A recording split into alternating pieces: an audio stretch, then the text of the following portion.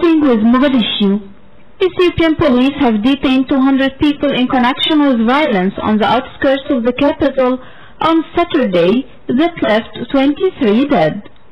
This came after the weekend violence that targeted minorities in the ethnic Oromo heartland near Ethiopia's capital Addis Ababa. The violence escalated on Saturday, the day of a rally marking the return to Ethiopia of leaders of the exiled Oromo Liberation Front, which had waged a 4-decade insurgency for self-determination for Ethiopia's largest ethnic group.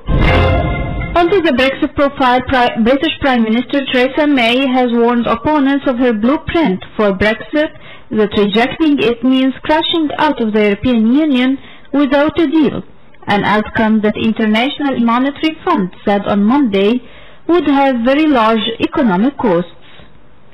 May told the BBC that if rebel lawmakers shoot down a deal between her government and the EU, the alternative to that will be having no deal. Meanwhile, IMF chief Christine Lagarde poured cold water on that notion on Monday, saying all the likely Brexit scenarios will have costs for the UK economy. On the other side of the world, South Korean President Moon Jae-in said on Monday that he will push for irreversible permanent peace and for better dialogue between Pyongyang and Washington during heart-to-heart talks with North Korean leader Kim Jong-un this week. As he flies to Pyongyang on Tuesday for his third summit of the year with Kim, Moon said he wants to find a middle ground between a U.S. request for North Korea's denuclearization and the North's request for corresponding measures such as ending hostile relations and security assurances. On to Manila's typhoon, Philippine and Chinese authorities say the dust from a typhoon has risen to at least 69, with dozens missing.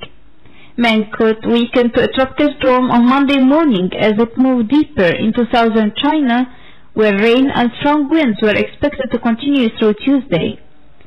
A Philippine National Police report said the death toll as of Monday midday was 65, with 43 people missing and 64 injured, while Chinese authorities reported 4 deaths in Guangdong. And finally, our economic news. Asian shares were mostly lower on Monday on reports that President Donald Trump will soon place tariffs on $200 billion more of Chinese goods. South Korea's Kospi fell 0.8% to 300.83 on Monday, while the Shanghai Composite Index lost 1% to 654.13. Hong Kong's Hang Seng Index tumbled 1.9% to 26,768.17.